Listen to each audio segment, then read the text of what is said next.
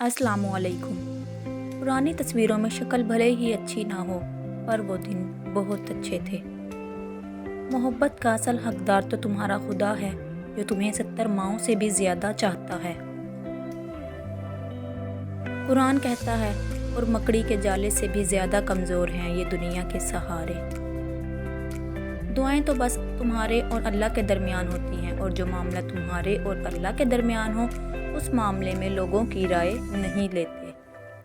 रसूल पाक ने फरमाया, जो आदमी ज़्यादा गुस्सा आए जिसको, वो ये कहे आऊज़ु बिल्लाही, तो उसका गुस्सा ठंडा हो जाएगा। जब ज़िंदगी की समझ आने लगे तो पहला हक खामोशी बनता है। रिस्क हो या फिर मोहब्बत, कदर ना करो तो रब छीन लेता है।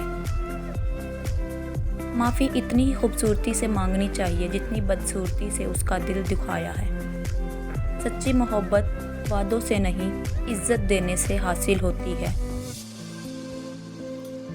जब आप मोहब्बत में उतरते हैं तो आपको पूरी कायनात बहुत खूबसूरत लगने लगती है, और जब मोहब्बत आप में उतरती है तो आप पूरी कायनात को खूबसूरत लगने लगते हैं।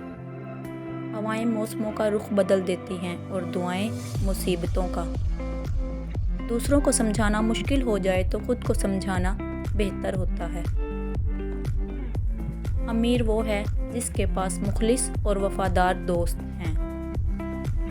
कुछ रिश्ते रब खुद ख़त्म करवाता है ताकि हमारी ज़िंदगी अच्छी गुजर सके। बेशक जो रब करता है वो बेहतर करता है, और क्या पता कि तुम्हारा अधूरा किस्सा वो जल्द ही मुकम्मल कर दे, और क्या पता कि वो अब गुन कहने वाला हो।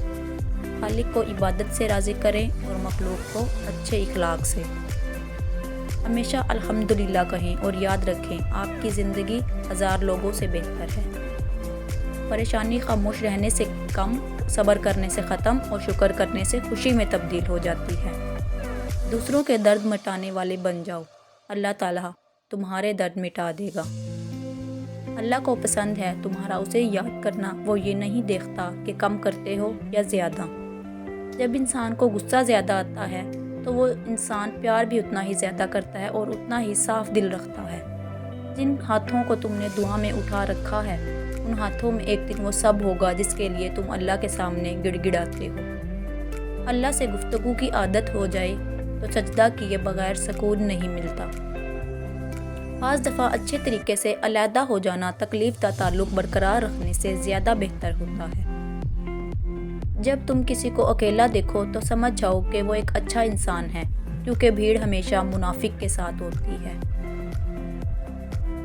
तुम बस अल्लाह के आगे झुको, वो किसी और के आगे झुकने नहीं देगा।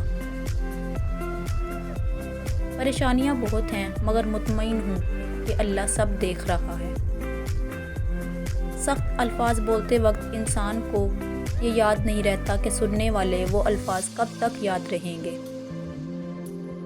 मुखलिस की तलब हो तो पहले खुद खालिस होना पड़ता है।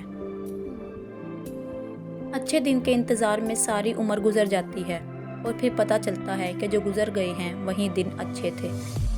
किसी को पसंद करना और उसे रब से मांगना तुम्हारे मुखलिस होने की दलील है। झूठ सुनने का मज़ा तब आता है जब आपको सच पहले ही मालूम होता है।